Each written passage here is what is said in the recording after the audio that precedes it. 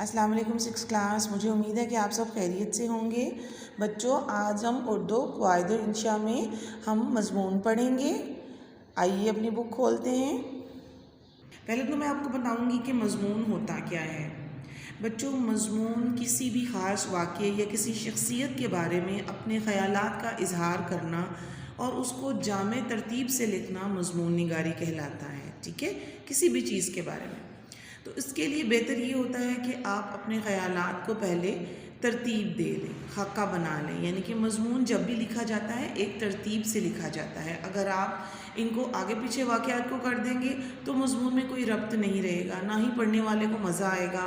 ٹھیک ہے، جیسے آپ مثال کے طور پر کسی شخصیت کے بارے میں لکھتے ہیں اور ان کے پہلے آپ ان کی کامیابیوں کا لکھ دیتے ہیں اور پھر ان کی پیدائش کا لکھتے ہیں، تو یہ تو غلط ہے نا.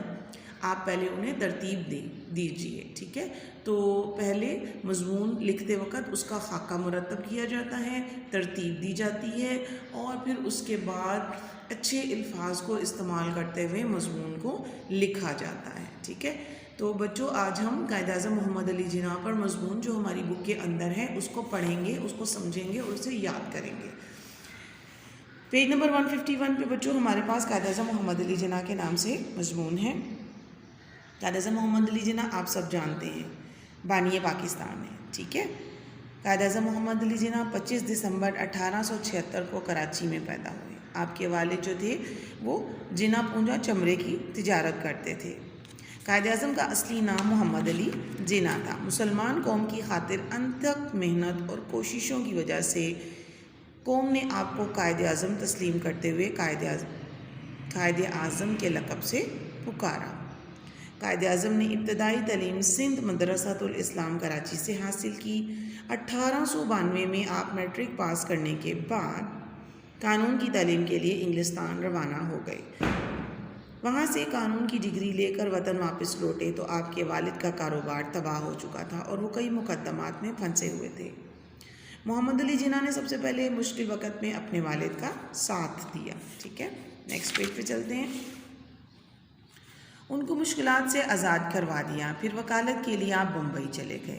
ٹھیک ہے، آپ نے دیکھا کہ قائد اعظم محمد علی جناح کراچی میں پیدا ہوئے. آپ نے اعلیٰ تعلیم جو تھی وہ حاصل کرنے کے لیے آپ انگلستان چلے گئے. ابتدائی تعلیم تو آپ نے کراچی سے ہی حاصل کی اور آپ اس طرح وکیل بن کر آپ انگلستان سے لوٹے. اب جب آپ انگلستان سے واپس آئے تو آپ کے والد کچھ پریشان تھے. آپ نے اپنے والد کا ان پریشانیوں میں ساتھ دیا.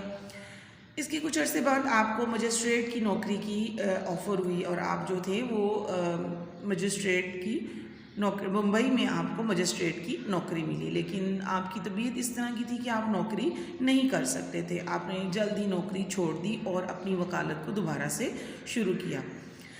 آپ بہت ہی اچھے پائے کے وکیل ثابت ہوئے اور جلد ہی آپ کا شمار چوٹی کے وکیلوں میں ہونے لگا. چوٹی کے وکیلوں سے مراد ہے بچوں اونچے وکیلوں میں. ٹھیک ہے، اچھے وکیلوں میں.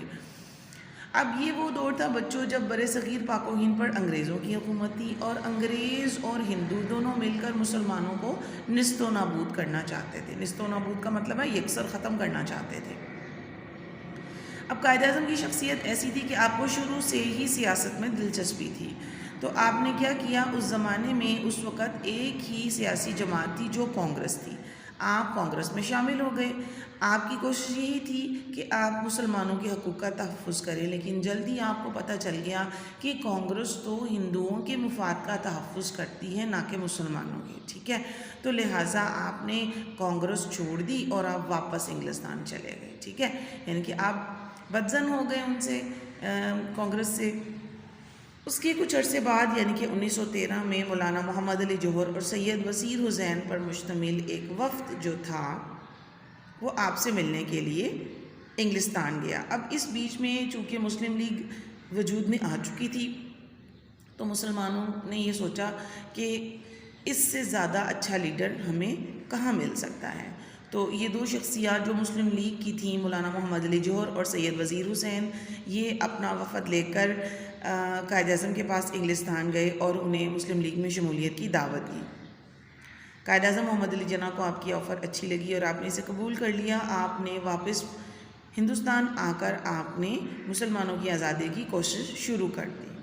آپ کے آپ کی کوششوں سے 23 مارچ 1940 کو اقبال پارک لاہور میں ایک جلسہ منعقد ہوا جس میں ایک قرارداد منظور ہوئی جسے قرارداد پاکستان کہتے ہیں، ٹھیک ہے۔ اس قرارداد کا مقصد یہ تھا کہ جو صوبے مسلم اکثریت میں ہیں ان پر مشتمل ایک مسلم ریاست بنا دی جائے، اور جو ہندو اکثریت والے ہیں وہاں پر ہندو ریاست بنا دی جائے، ٹھیک ہے۔ آپ نے اس کا ایک منظم خاکہ بھی پیش کیا۔ اس قرارداد کا اتنا شور مچا کہ قائد اعظم محمد علی جناح کو لوگوں نے تضحیک کا یعنی کہ مذاق کا نشانہ بنایا، خاص طور پر ہندوؤں اور انگریزوں نے، ٹھیک ہے۔ لیکن قائد اعظم نے انتھک کوشش کی، آپ کی لغت میں نا کا لفظ نہیں تھا، آپ اپنے مخالفوں کے سامنے چٹان کی طرح ڈٹ گئے تھے، ٹھیک ہے۔ تو لہٰذا آپ کی کوششوں سے 14 اگست 1947 کو مسلمانوں کو آزادی نصیب ہوئی، ٹھیک ہے، اور پاکستان کے نام سے ایک ملک وجود میں آیا۔ پاکستان بننے کے بعد قائد اعظم محمد علی جناح کو پہلے گورنر جنرل پاکستان بننے کا شرف حاصل ہوا، لیکن آپ کی صحت اس وقت تک کافی خراب ہو چکی تھی۔ ڈاکٹروں نے آپ کو آرام کا مشورہ دیا، ٹھیک ہے، لیکن پھر بھی بانی پاکستان قائد اعظم محمد علی جناح کوشش کرتے رہتے تھے کہ آپ وطن کی خدمت کریں، لیکن بیماری کی وجہ سے آپ 11 ستمبر 1947 کو وفات پا گئے۔ آپ کو کراچی میں دفن کیا گیا جہاں پہ آپ کا مقبرہ موجود ہے۔ جب تک پاکستان قائم ہے، پاکستانی زندہ ہیں، قائد اعظم زندہ ہیں، ان کا نام اور یاد ہمیشہ ہر پاکستانی کے دل میں رہے گی، ٹھیک ہے۔ تو بچوں یہ مضمون آپ نے یاد کرنا ہے، ٹھیک ہے، اسے آپ نے یاد کر کے اپنی رف پیجز پر لکھ کر پریکٹس کرنا ہے اور اپنے پیرنٹس کو سنانا بھی ہے، ٹھیک ہے۔ اسے آپ نے اپنے نیٹ کاپیز پہ نہیں لکھنا، آپ نے اسے صرف پریکٹس کے طور پر رف پیجز پر لکھنا اور یاد کرنا ہے، ٹھیک ہے۔ اوکے اسٹوڈنٹس، اللہ حافظ۔